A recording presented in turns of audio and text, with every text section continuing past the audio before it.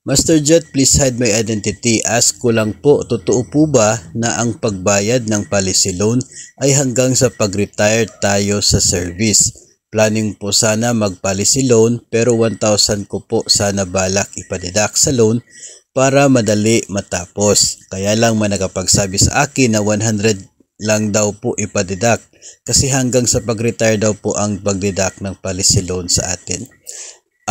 Ang totoo po dyan ay hindi po hanggang sa retirement yung pag-deduct ng policy loan. Ang policy loan po na deduction ay hanggang sa full payment ng utang. Pero kung mapapansin po ninyo, kung for example, nagpapadeduct po kayo sa sahod pambayad sa policy loan, makikita po ninyo sa payslip ninyo yung period ng deduction, no? Yung termination ay doon po sa buwan at taon kung kailan kayo mag-65, no? Which is yung mandatory retirement. Kaya siguro na sa isip ng marami na hanggang sa retirement mo, tuloy-tuloy yung deduction sa policy loan. Ganito kasi yan, may option kasi itong policy loan na pwede kang hindi mo na magbayad, ganun po. At ito pong retirement or separation po natin, that's the time na automatic ibawas yung loan balance natin mula po sa ating claim. Kaya makikita mo na mandatory retirement talaga yung period na nandoon. Pero in reality, kahit po 1,000 yung ipapadeduct po ninyo tapos meron kang 15,000 or 20,000 na policy loan, kapag na zero na po yung balance ng utang, fully paid na siya, ay magpapastop po, mai-stop yung deduction monthly from your salary for your policy loan.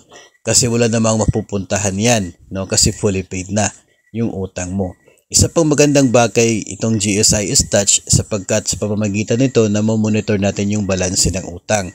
Alam po natin kung malapit na ma-fully paid, no, dahil nakikita po natin from time to time yung balance ng utang po natin. So wala pong problema kahit 1,000 yung ipapadeduct mo kasi from time to time ma-check mo siya.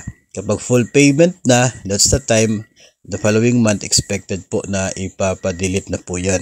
If ever hindi po ma-delete, you can request the GSIS, no, na nandoon po yung notice of deletion sa deduction ninyo o ganun po para masubmit sa division ninyo at ma-delete na po yung deduction. Yun po yung process doon. So maganda naman po talaga na malaki yung ibabayad ninyo, no, monthly para mabilis lamang yung kanya pong pag full payment, no, doon po sa inyo pong utang. And in that way ay mas maliit din yung magiging interest kasi mabilis po yung pagbaba sa outstanding balance ng inyo pong loan.